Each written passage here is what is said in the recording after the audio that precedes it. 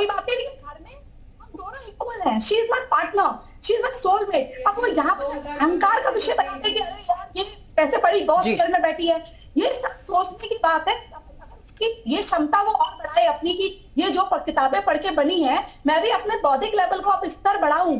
आज तक इसका स्तर यहाँ था, अब इसका स्तर यहाँ आ गया, तो बौद्धिक क्षमता तो बढ़ाऊं, पद नहीं बढ़ा सकता। और पत्नी को भी अगर ये पद पसंद नहीं आ रहा है तो वो बोले बेबी तुम ये काम मत करो, मैं चाहती हूँ तुम कोई बिजनेस कर लो, या तुम मत करो, कोई बात नहीं मत करो। तो ये भी तो हो सकता है, परिवार नहीं टूटेंगे। लेकिन अब आप रोक देंगे स्त्री को, अगर रोक देंगे तो स्त्री जब ज्वाला बन जाती है तो फिर वो सब कुछ खाक कर देती है। एक महिला घर बनाती भी है फिर उजाड़ती भी है। तो लेकिन मैं यहाँ पर दोनों को कह रही हूँ, दोनों की ही गलती है, कहीं ना कहीं दोनों गलत हैं। अपने घर के मामले को जो रिलीज करना, वीडियो और चिताकशी गंदी बातें, ये सब परिवार को। रजिया बेग हमारे साथ जुड़ी हुई है, वकील हैं।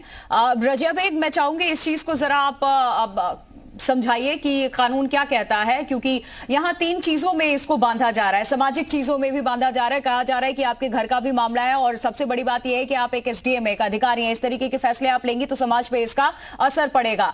तो ये जो लड़ाई है वो कितनी लंबी भी हो सकती है, और ऐसे मामले भी अभी देखिए यहाँ पर प्राची ने बताया कि सामने आने भी शुरू हो गए हैं कि किस तरीके से अब लड़कियों पे दबाव बनाया जा रहा है। जो शादीशुदा महिलाएं हैं, जो पढ़ाई कंटिन्यू करना चाहती है, जो कोचिंग क्लासेस जा रही हैं, उन्हें वापस बुलाया जा रहा है। तो ऐसे केसेस और ज्यादा बढ़ेंगे। डोमेस्टिक वायलेंस के भी चांसेस है इसमें भी कोई इससे आप इनकार नहीं कर सकती हैं।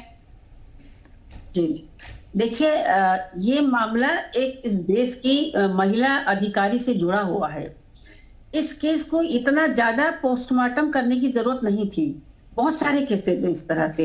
अगर उनकी आपस में नहीं बन रही थी, वो तलाक ले सकते थे। उनके लिए खुला दरबार है, अदालत का दरबार खुला है, कोर्ट में जा सकते हैं, तलाक ले सकते हैं। लेकिन इस मामले को इतना बड़ा चढ़ा कर जो पेश किया जा रहा है, इससे महिलाओं की छवि पर बहुत विपरीत असर पड़ रहा है।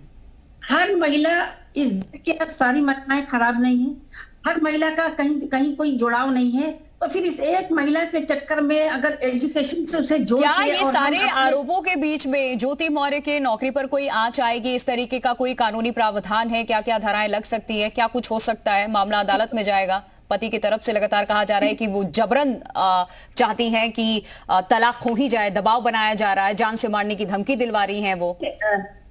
देखिए प्राची, तलाक अलग मामला है, उन दोनों के आपसी वो फैमिली मैटर है उनका तलाक का। लेकिन अगर डिपार्टमेंटल हम बात करें तो इसकी डिपार्टमेंटल इंक्वायरी हो सकती है। और डिपार्टमेंटल, चूंकि डिपार्टमेंट के अंदर जब आप कोई किसी जॉब में होते हैं, किसी सर्विस में है आप, तो आपको जवाबदेही आपकी बनती है, आपको वहाँ जवाब देना पड़ेगा।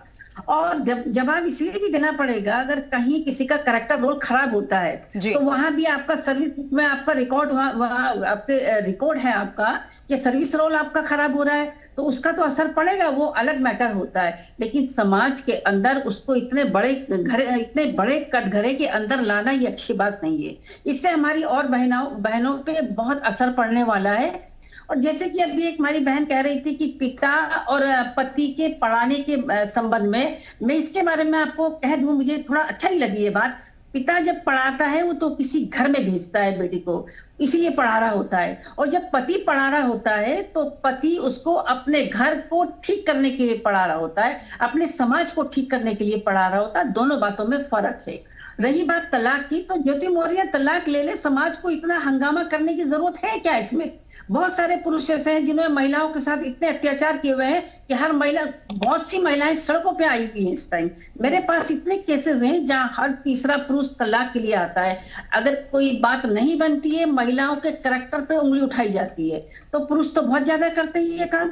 तब पुरुषों के ऊपर नहीं कहते हैं लोग बात, क्योंकि वो मर्द है, मर्दों को पूरी छूट है, वो कुछ भी कर सकता है। और वो महिला अधिकारी है, हो सकता है उसका कहीं अफेयर रहा हो या है भी, तो आप उसका पोस्टमार्टम करेंगे, आप उसका जीना दुभर कर देंगे, आप उसको इस तरह सड़कों पे लाके खड़ा करेंगे। ये कौन सी नियति है? ये कौन सा समाज है? और इससे, इस समाज के इस रुख से मैं देख रही हूँ कि हमारी और महिलाओं के ऊपर असर पड़ रहा है। मेरा उन भाइयों से भी एक निवेदन है कि अपनी बहनों को, अपनी बेटियों को, अपनी पत्नियों को इस एक एपिसोड से, और इसी वजह से आज हम सब चर्चा भी कर रहे हैं। नहीं तो ये किसी के घर का मामला है, पर ये घर का मामला अब रहा नहीं, ये सबके सामने आ चुका है और समाज से इसे जोड़ा जा रहा है। इसी वजह से, क्योंकि हम सामाजिक मुद्दों को उठाते हैं और आज एक मुद्दा इसी तरीके से समाज से हमने उठाया। एक आखिरी कमेंट जी, अपने उसको ना छोड़े। बिल्कुल ठीक है, शबनम खान एक आखिरी कमेंट आपसे।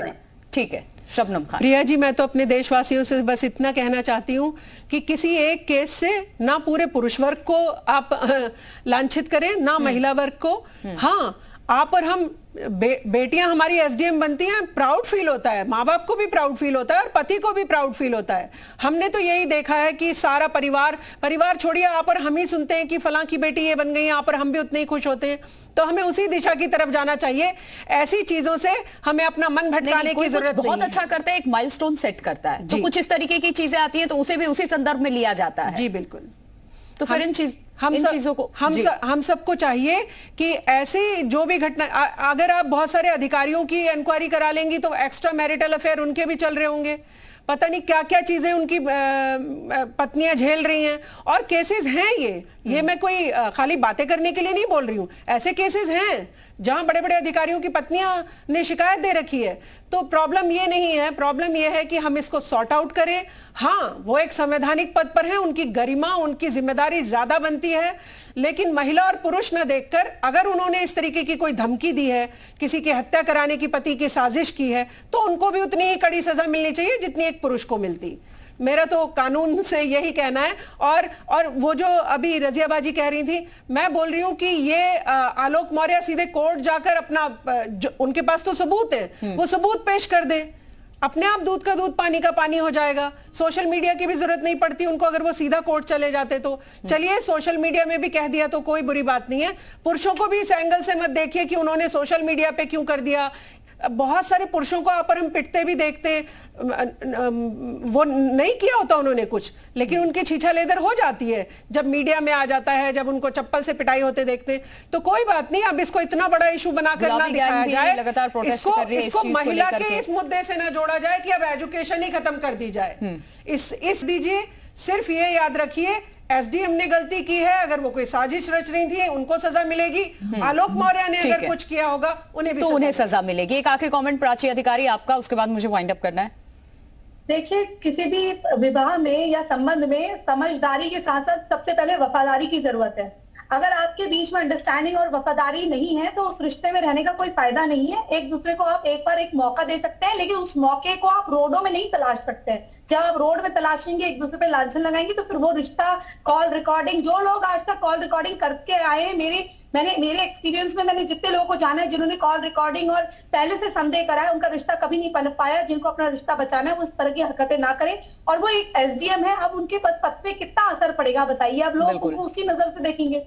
अब ये देखें ना, बहुत ही गंदी एक घरेलू राजनीति, चाहे महिला हो या पुरुष, किसी के लिए भी इस तरीके की छीटाकशी अगर होती है, आप किसी भी संवैधानिक पद पे हैं, कहीं भी हैं, तो उनके लिए उन चीजों से निकल पाना बहुत मुश्किल होता है।